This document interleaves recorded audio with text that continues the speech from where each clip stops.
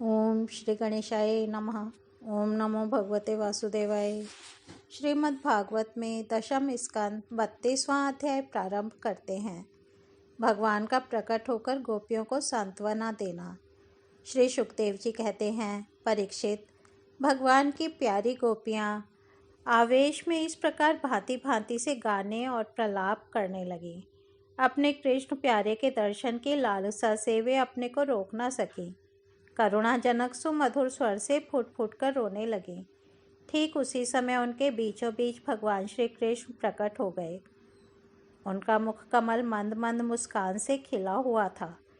गले में वनमाला थी, पीतांबर धारण किए हुए थे। उनका यह रूप क्या था? सबके मन को मथ डालने वाले, कामदेव के मन को भी मथने वाला था। कोटि कोटि कामों से भी सुंदर, परम मनोहर, प्राण वल्लभ श्याम सुंदर को आया देख गोपियों के नेत्र प्रेम और आनंद से खिल उठे। वे सबकी सब एक ही साथ इस प्रकार उठ खड़ी हुईं, मानो प्राणहीन शरीर में दिव्य प्राणों का संचार हो गया हो। शरीर के एक एक अंग में नवीन चेतना, नूतन स्फूर्ति आ गई हो। एक गोपी ने बड़े प्रेम और आनंद से श्री कृष्ण के कर कमल को अपने दोनों हाथों में ले लिया और धीरे धीरे उसे सहलाने लगी। दूसरी गोपी ने उनके चंदन चर्चित भुजदंड को अपने कंधे पर रख लिया।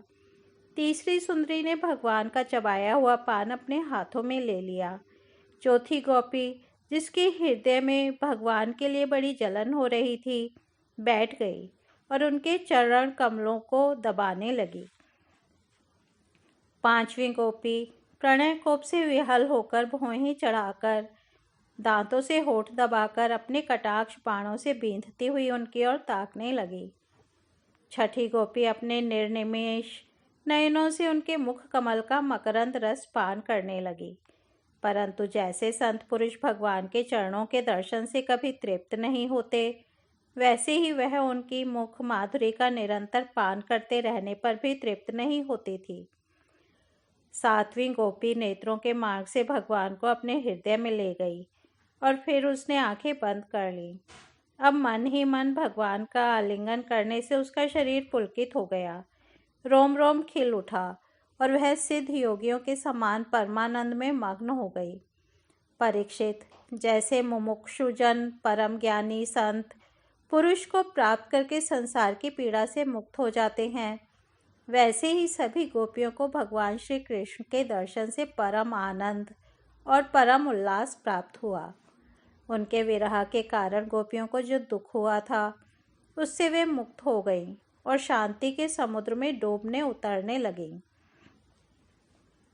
परीक्षित, यूँ तो भगवान श्री कृष्ण अच्युत और एक रस हैं। उनका सौंदर्य और माधुर्य निर्तिशय है। फिर भी विरह व्यथा से मुक्त हुई गोपियों के बीच में उनकी शोभा और भी बढ़ गई। ठीक वैसे ही जैसे परमेश्वर अपने नित्य ज्ञान, बल आदि शक्तियों से सेवित होने पर और भी शोभायमान होता है। इसके बाद भगवान श्री कृष्ण ने उन व्रज सुंदरियों को साथ लेकर यमुना जी के पुलिन में प्रवेश किया।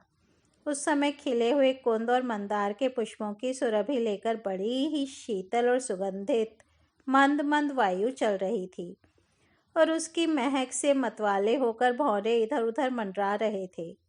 शरद पूर्णिमा के चंद्रमा की चांदनी अपनी निराली ही छटा दिखला रही थी। उसके कारण रात्रि के अंधकार का तो कहीं पता ही ना था। सर्वत्र आनंद मंगल का ही साम्राज्य छाया था। वह पुलिन क्या था? यमुना जी ने स्वयं अपनी लहरों के हाथों भगवान की लीला के लिए सुकोमल बालुका का रंग मंच बना रखा था। परीक्षित, भगवान श्री कृष्ण के दर्शन से गोपियों के हृदय में इतना आनंद और इतने रस का उल्लास हुआ कि उनके हृदय की सारी व्याधि मिट गई। जैसे कर्म कांड की श्रुतियाँ उसका वर्णन करते करते अंत में ज्ञान कांड का प्रतिपादन करने लगती हैं और फिर वे समस्त मनोरथों से ऊपर उठ जाती हैं, कृतकृत्य हो जाती हैं, वैसे ही गोपियाँ भी पूर्ण काम हो गईं।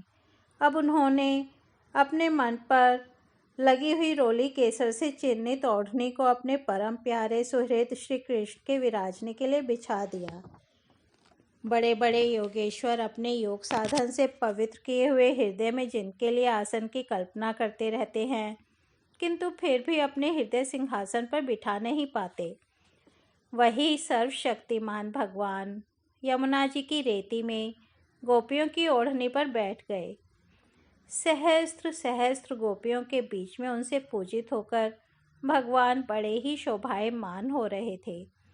परीक्षित, तीनों लोकों में, तीनों कालों में जितना भी सौंदर्य प्रकाशित होता है, वह सब तो भगवान के बिंदु मात्र सौंदर्य का आभास भर है। वे उसके एकमात्र आश्रय हैं। भगवान श्री कृष्ण अपने इस अलौकिक सौंदर्य के द्वारा उनके प्रेम और आकांक्षा को और भी उभार रहे थे। गोपियों ने अपनी मंद मंद मुस्कान, विलासपूर्ण चितवन और तिरछी भौं से उनका सम्मान किया। किसी ने उनके चरण कमलों को अपनी गोद में रख लिया, तो किसी ने उनके कर कमलों को।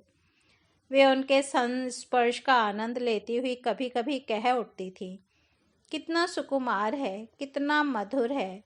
इसके बाद श्री कृष्ण के छिप जाने से मन ही मन तनिक रूठकर उनके मुंह से ही उनका दोष स्वीकार कराने के लिए वे कहने लगी। गोपियों ने कहा, नटनागर, कुछ लोग तो ऐसे होते हैं जो प्रेम करने वालों से ही प्रेम करते हैं, और कुछ लोग प्रेम न करने वालों से भी प्रेम करते हैं, परंतु कोई कोई दोनों से ही प्रेम नहीं करते। प्यारे, इन तीनों में तुम्हें कौन सा अच्छा लगता है?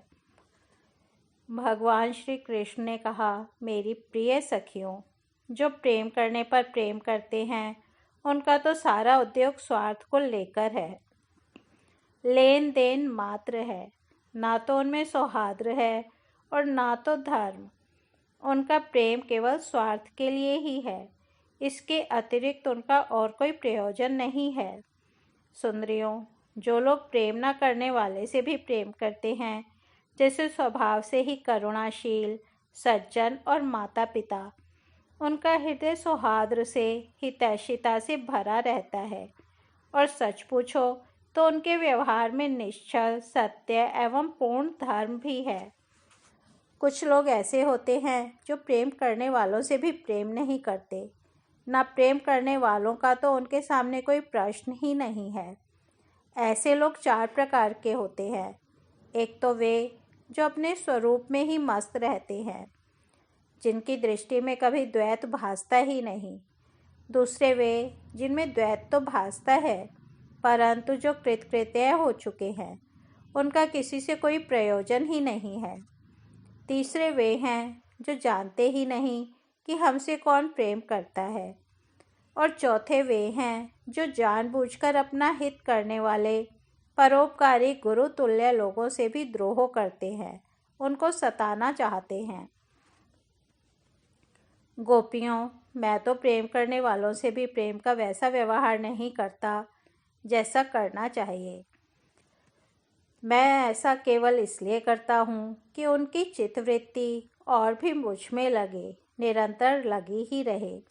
जैसे निर्धन पुरुष को कभी बहुत सा धन मिल जाए और फिर खो जाए तो उसका हृदय खोए हुए धन की चिंता से भर जाता है, वैसे ही मैं भी मिल मिलकर छिप छिप जाता हूँ।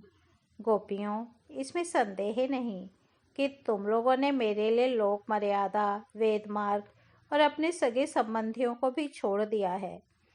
ऐसी स्थिति में तुम्हारी मनोवृत्ति और कहीं ना जाए, अपने सौंदर्य और सुहाग की चिंता ना करने लगे, मुझ में ही लगी रहे। इसीलिए परोक्ष रूप से तुम लोगों से प्रेम करता हुआ ही मैं छिप गया था।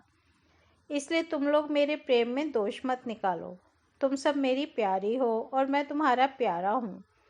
मेरी प्यारी गोपियों, तुमने मेरे लिए घर गृहस्थी की उन बेड़ियों को तोड़ डाला है जिन्हें बड़े बड़े योगी यति भी नहीं तोड़ पाते। मुझसे तुम्हारा यह मिलन, यह आत्मिक संयोग सर्वथा निर्मल और सर्वथा निर्दोष है। यदि मैं अमर शरीर से, अमर जीवन से अनंत काल तक तुम्हारे प्रेम, सेवा और त्याग का बदला चुकाना चाहूँ तो भी नहीं चुका सकता। मैं जन्म जन्म के लिए तुम्हारा ऋणी हूँ। तुम अपने सौम्य स्वभाव से प्रेम से मुझे उऋण कर सकती हो, परंतु मैं तो तुम्हारा ऋणी ही हूँ। इस तरह से श्रीमद् भागवत में दशम स्कंद 32वां अध्याय समाप्त होता है। कल हम 33वां अध्याय महाराज सुनेंगे। तब तक यही विराम देते हैं। हरिओम तत्सत।